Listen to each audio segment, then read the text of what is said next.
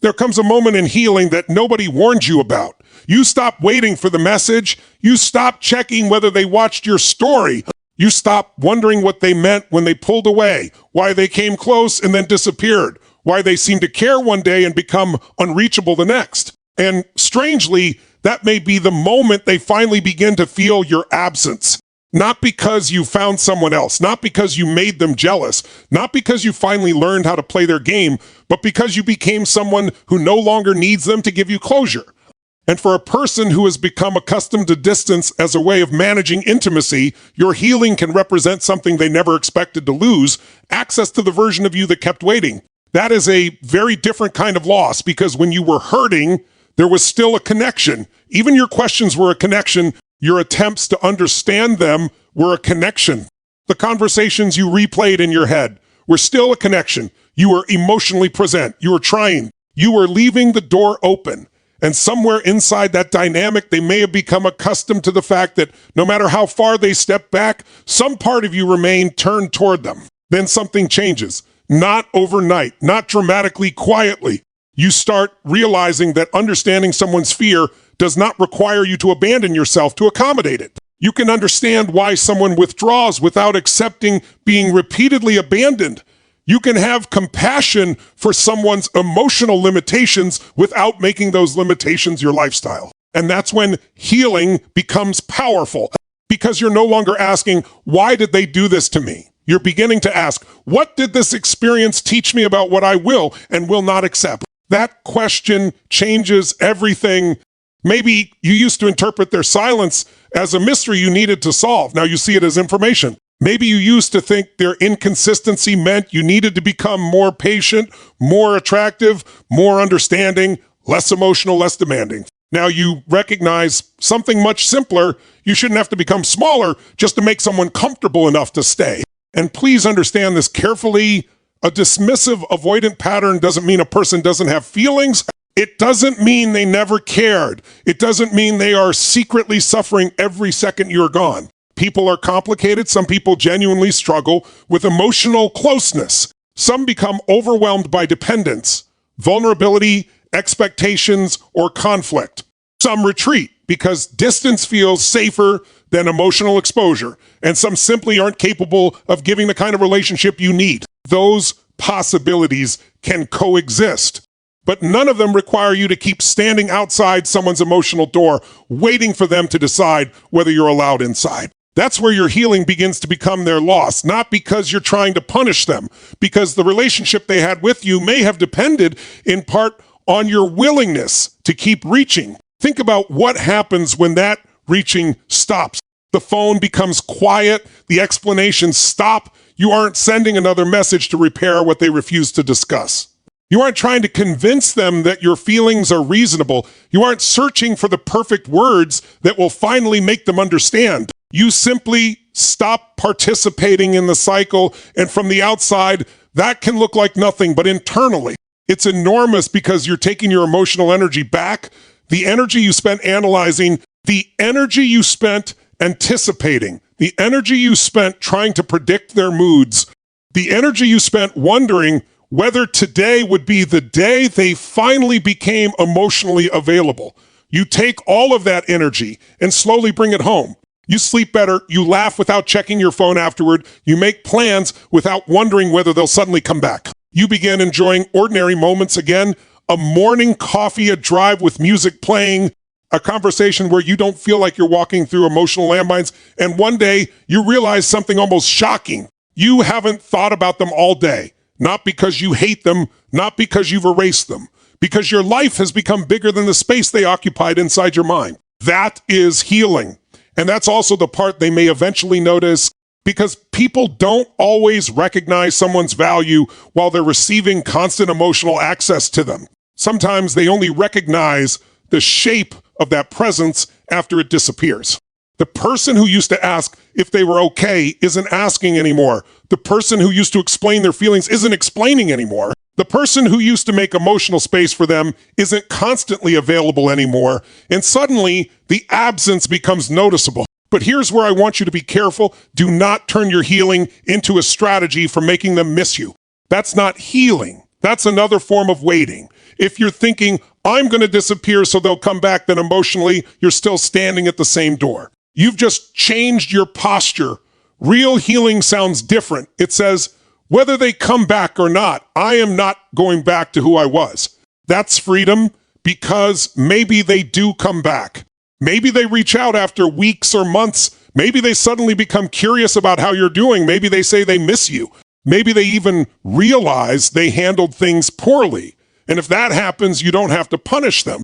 You also don't have to immediately reopen the door. You can listen. You can observe. You can ask yourself whether anything has actually changed. Not whether their words sound emotional, not whether they suddenly seem afraid of losing you. Look at consistency. Look at accountability. Look at emotional availability. Look at whether they can tolerate closeness without immediately creating distance again. Because missing someone and being ready for a healthy relationship with them are two completely different things. That distinction can save you years. Someone can miss your presence and still be unable to sustain intimacy. Someone can regret losing you and still repeat the behavior that caused the loss. Someone can love you in the limited way they currently know how to love and still not be capable of loving you in the way a secure relationship requires. And accepting that isn't cruel, it's mature. There is another part of this healing that may hurt before it feels liberating. You may have to grieve the version of the relationship that never fully existed. Not just the person, the possibility, the future you imagined, the conversations you thought you'd eventually have, the version of them you kept believing would appear once they felt safe enough. That's difficult because hope can become attached to potential. You weren't only waiting for the person. You were waiting for the moment when everything would finally make sense, and sometimes that moment never comes. So you create your own closure, not by getting every answer, but by accepting the answer their pattern has already given you. If someone repeatedly makes you feel unwanted, uncertain, or emotionally alone, you don't need a courtroom-level argument to justify leaving. Your nervous system doesn't need a final speech. Your heart doesn't need permission to choose peace. And this is where your self-respect becomes stronger than your attachment. You stop asking, how do I get them to choose me? And you start asking, why am I still choosing a situation that keeps making me question my worth? That's a completely different life. Because once you stop negotiating against yourself, you become harder to destabilize. Their silence doesn't define you. Their distance doesn't define you. Their return doesn't define you. Their regret doesn't define you.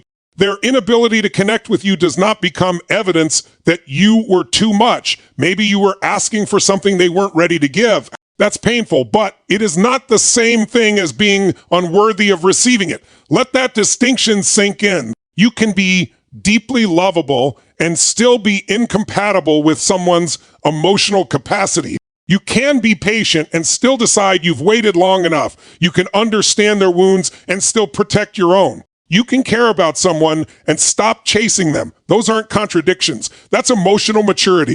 And perhaps the greatest loss for the dismissive avoidant isn't simply losing your presence. It's losing the version of you that made their distance sustainable.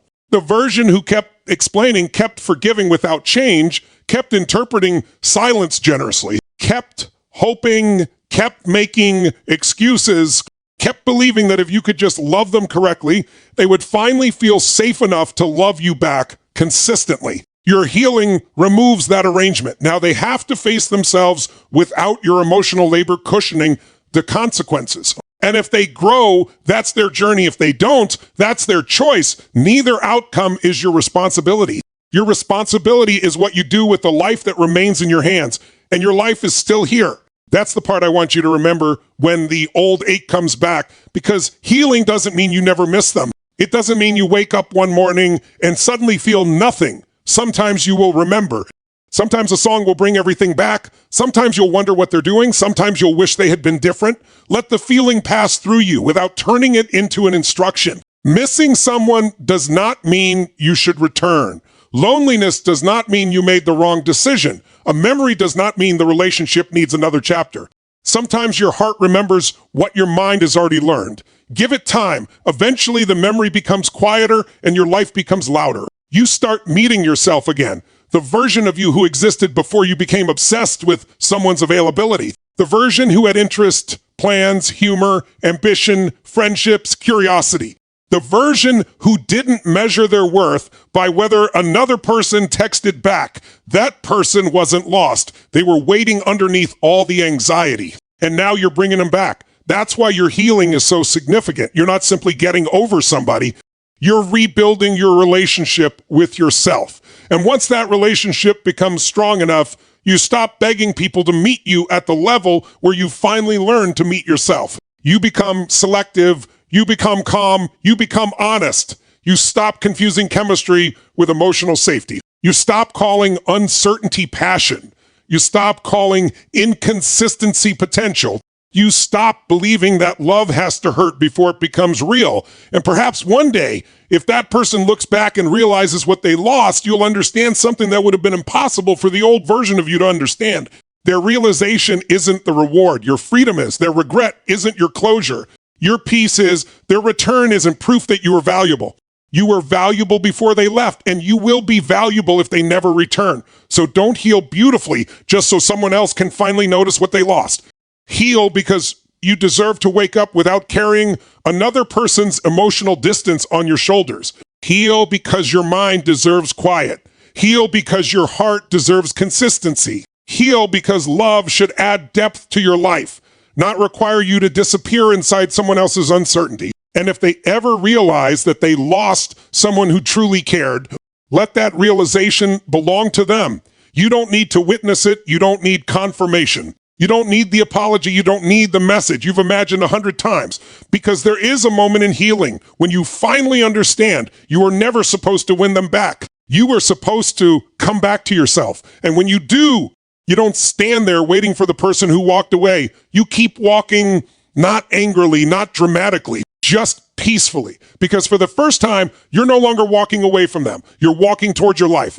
And that is the loss nobody can take back from you. If this spoke to something you've been carrying quietly, stay with this journey. Subscribe and keep choosing the version of you that no longer abandons yourself just to keep someone else close. Your healing was never supposed to become a message to them. It was never supposed to be a performance designed to make them wonder where you went, regret what they did, or finally recognize your value. The deepest part of healing happens when you stop needing your pain to produce a reaction from the person who caused it. You begin to understand that their silence doesn't need to be answered, their distance doesn't need to be chased, and their inability to meet you emotionally doesn't need to become a lifelong question. You can care about what happened and still decide that what happened will not control what happens next. That is where your power quietly returns, not because you became colder, but because you finally became loyal to yourself. And maybe the hardest realization is this: sometimes people don't lose you because they stopped loving you. Sometimes they lose you because they never learned how to hold what they had. They may have cared in their own way. They may have felt something real. They may even think about you more than you realize. But feelings alone don't create emotional safety.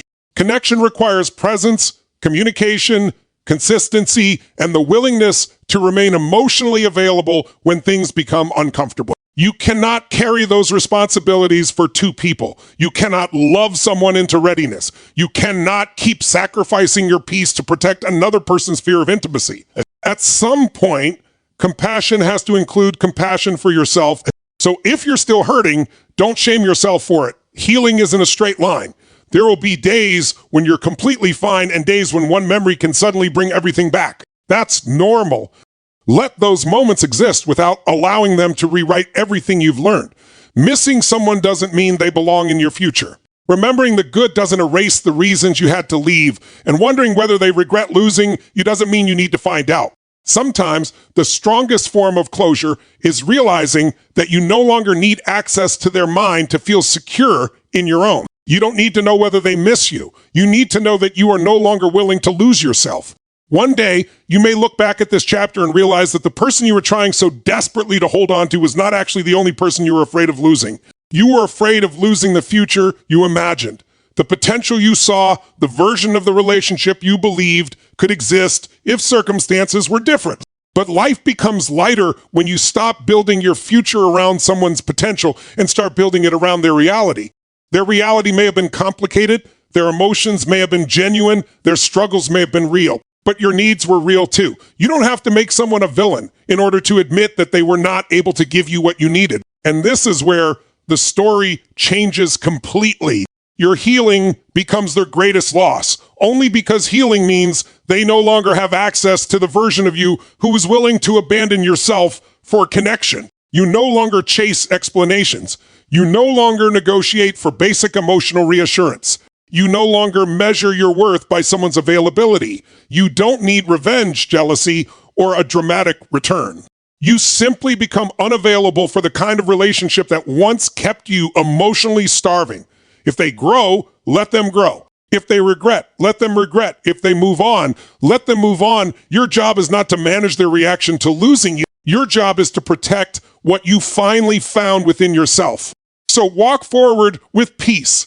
Not because the past didn't matter, but because it mattered enough to teach you something you will never forget. You can love deeply without losing yourself completely. You can understand someone without excusing everything they do. You can forgive without reopening the door. And you can leave a relationship without leaving your own heart behind. The person you become after this experience is more important than whether that person ever comes back. Because someday, when you look at your life and realize you no longer need anyone's regret to validate your worth, you'll understand that you didn't lose the love of your life. You found the person you were supposed to come home to all along yourself. Thank you for spending these moments with me and for being willing to look honestly at something that may have been painful to understand. If these words reached a part of you that you've been keeping quiet, take a breath and remember, you don't have to rush your healing. Give yourself the same patience you once gave someone else. You deserve peace that doesn't disappear when another person pulls away. Until next time, take care of your heart, protect your peace, and keep choosing yourself. Goodbye. And remember, your healing isn't about making someone regret losing you. It's about becoming someone you never want to lose again.